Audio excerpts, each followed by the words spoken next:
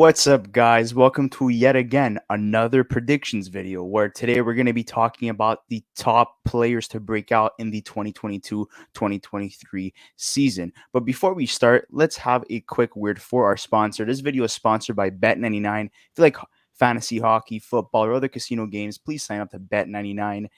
The link is in the description below, and you could use our code, which is YoungGuns1, and you must be 19 years old enough to play.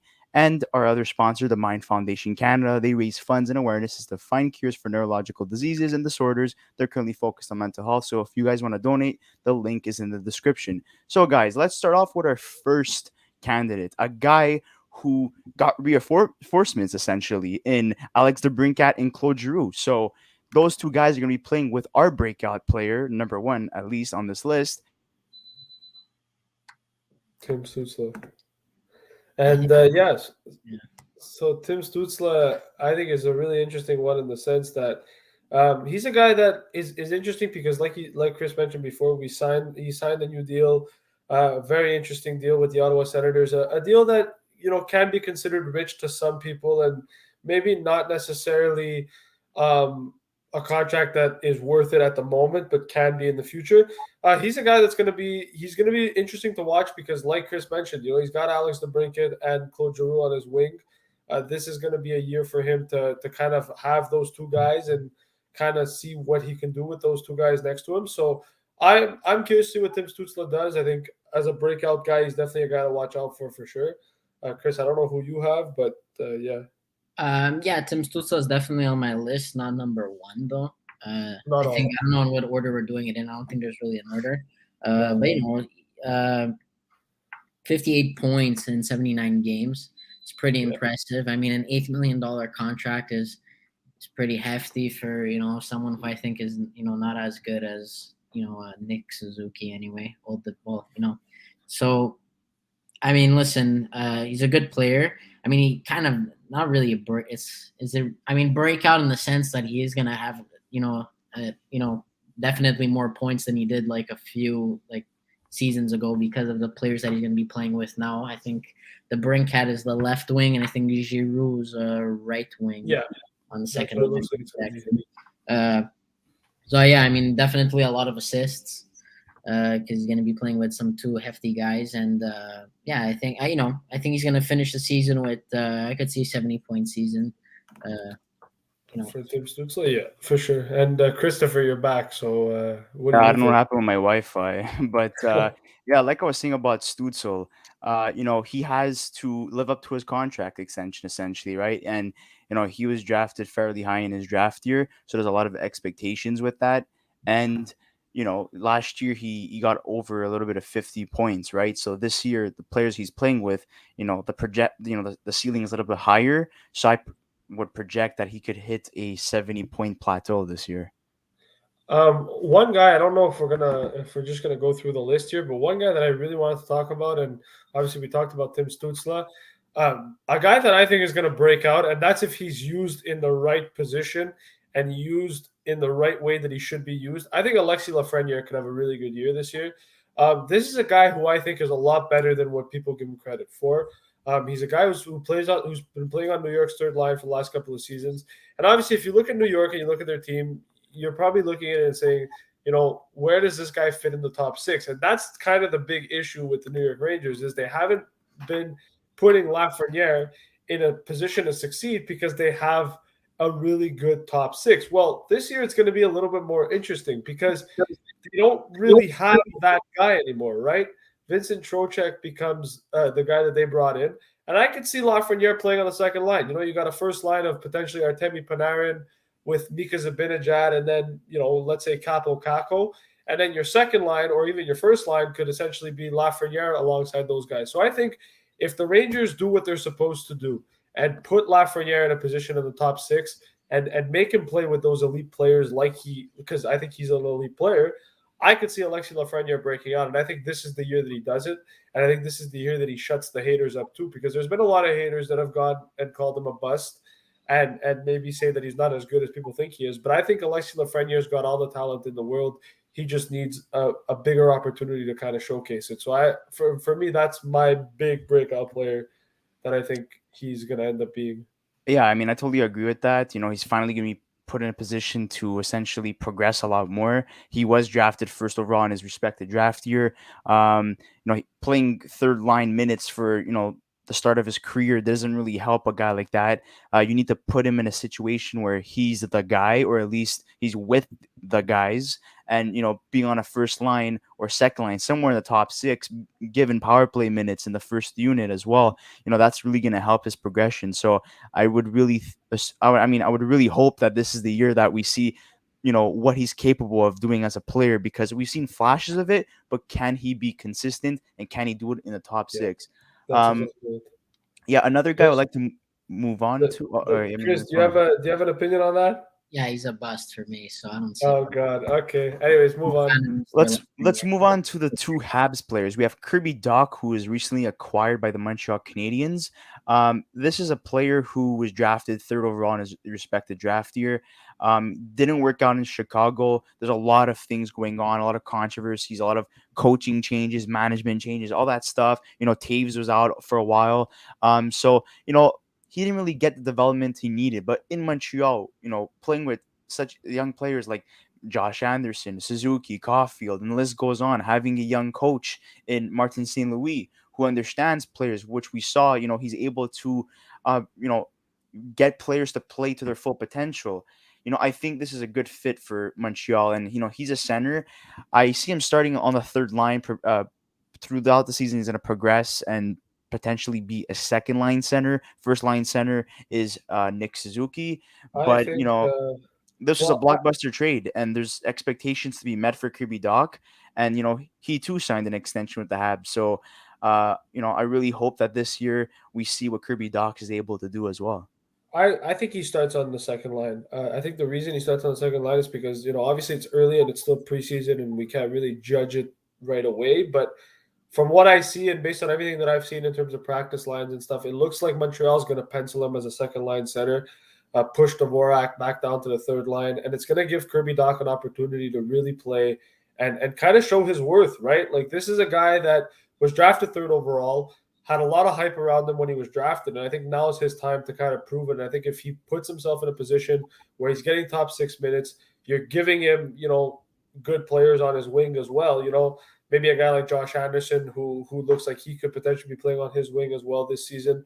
That could be a really interesting situation, and so I think Montreal is in a really interesting position with some of these guys that they have, because like Kirby Dach and even a guy like Sean Monahan to some extent as well, these are guys that are going to try to come in and prove themselves and prove that they still got that they're able to compete at a high level and that they are elite players. So I'm curious to see how both of them are going to do, but I don't know if Kirby Dach starts on the third line. I think he ends up starting on the second line just based on what I see, but I could be wrong. So I don't know.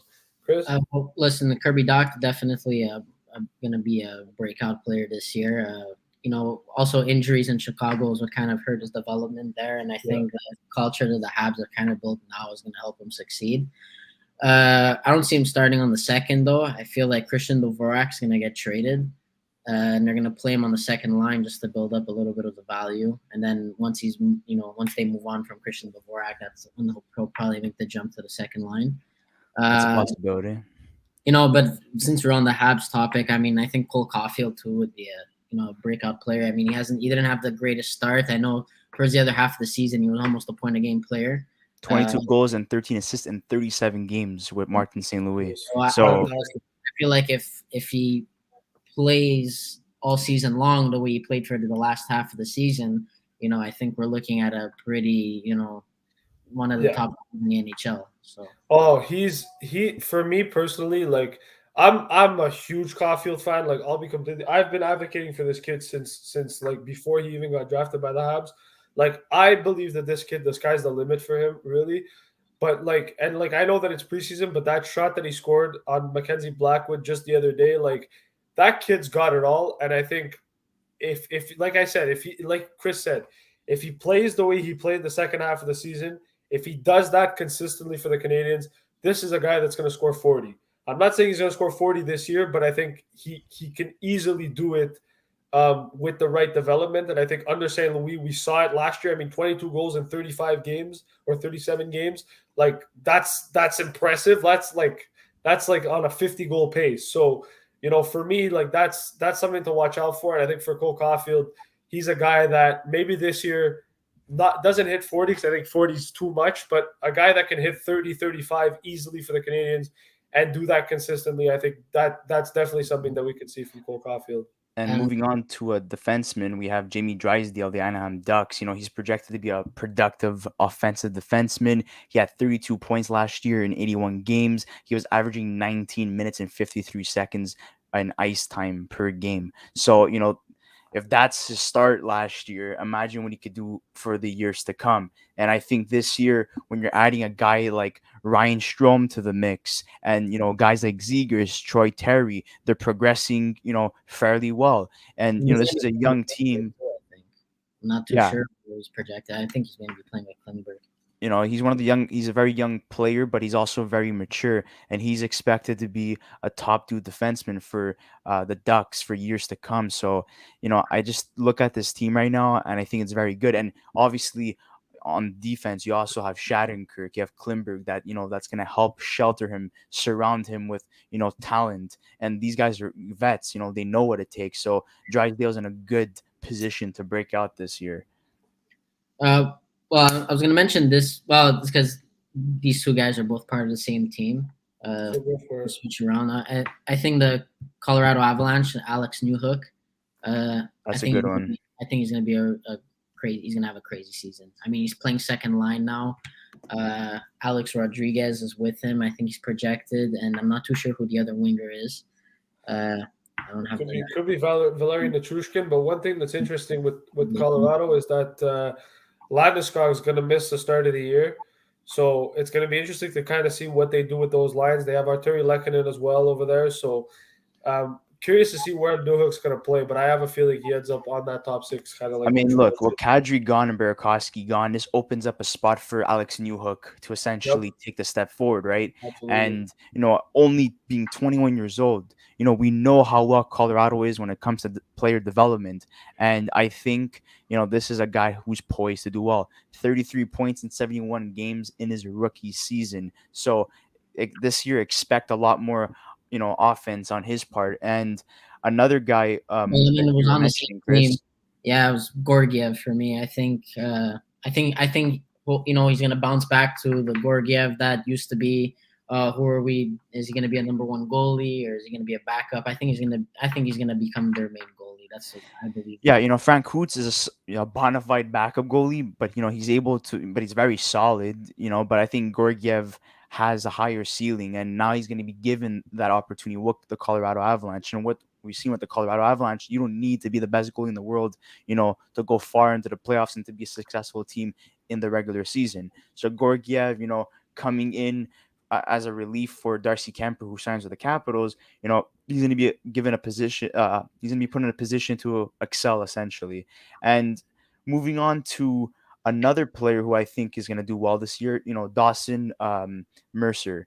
42 points in 82 games for the Devils in his rookie season. A lot of rookies did well last year, and they're just going to get better with time. But I think Mercer, last year with Jack Hughes being injured, he was put as a first line center playing with Jesper Bratt, and that worked out very well. And eventually he got moved to the same line as Igor Sharangovich, which he did well as well. So, I mean, this year I think they're going to give him a lot more power play time. He's going to be, positioned on the top six. So, I mean, it's a no-brainer to have Dawson Mercer. But another guy I also would like to throw, since we're talking about, New York right now. That was New Jersey, but now we're moving on to New York. Oliver Wahlstrom, they need a guy who's going to score goals. And, with Barry Stotz's defensive system, whatever you want to call it, I think having, a new coach in Elaine Lambert is going to open up, more trust and more of an opportunity for Oliver Wahlstrom to succeed. I could see him playing with Barzal on the first line as a right winger, so potentially having Lee on the left, and then on the center Barzal, and then on the right Wahlstrom. He has a lot of offensive game. He's only 22 years old, so he was only averaging 10 minutes and 35 seconds per game last season. So obviously that's going to be increased, in my opinion. I think he's a no-brainer as well to be a breakout player this year. I kind of want to move on a little bit from the breakout players because there's one guy that I want to talk about real quickly, just in terms of bounce backs. Well, we're doing bounce back next episode, so I think you Okay, should save well, that for yeah, next I'll time. keep it for next episode then. But like, I think that in terms of just the breakout guys that we have, I think one of the biggest things is like you mentioned too, right? The rookies are the ones that I think were the real big interesting parts of last year. There was a lot of guys that came in and did well. Matthew Boldy was a guy that was surprised. One guy that we kind of left off the list, and he's a guy that's very interesting because, in my opinion, I think he's probably the best, probably one of the best rookie prospects out there.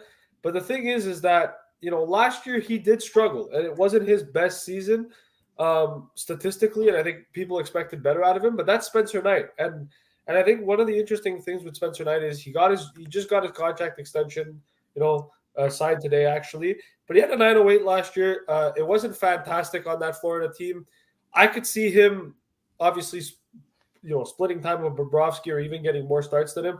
But I expect a little bit more out of Spencer Knight this year, and I think Florida does too. This is a guy that was highly regarded in his draft year. He was drafted in the first round ahead of Cole Caulfield. Like, this is a future goaltender, future franchise goalie for the Florida Panthers, and I think he's going to show it this season and give Bobrovsky and give Florida some question marks as to whether they should trade Bobrovsky or buy him out, because that's how good I think Spencer Knight will become.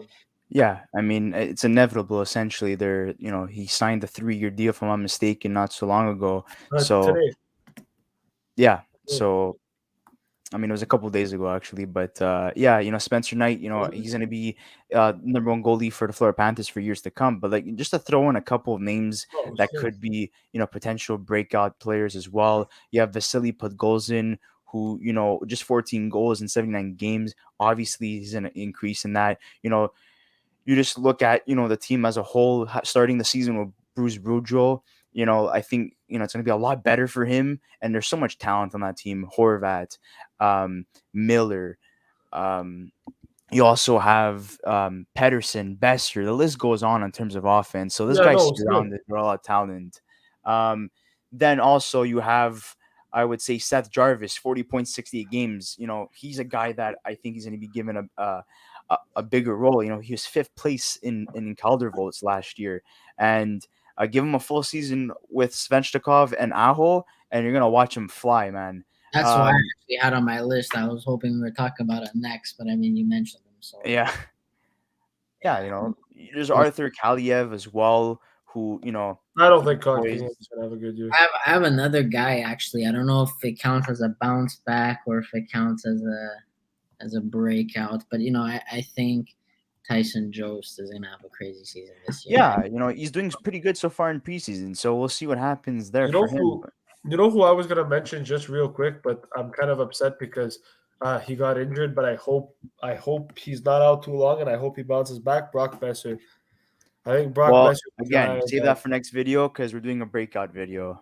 But clearly you don't listen, goddammit. No, but he could still break out. Anyways, guys, thank you so much for watching today's episode. Don't forget to like and subscribe to our podcast and share this with anybody who loves the sport of hockey. And Luca, keep your comments for next episode, because that is our next episode. We're going to be talking about the biggest rebound players of 2022, 2023 next episode. So look out for that, guys. We hope you enjoyed this video. If we didn't mention anybody that you were looking forward to, make sure to write that in the comments section below. And with that being said, guys, we'll see you on the next episode of the Young Guns podcast.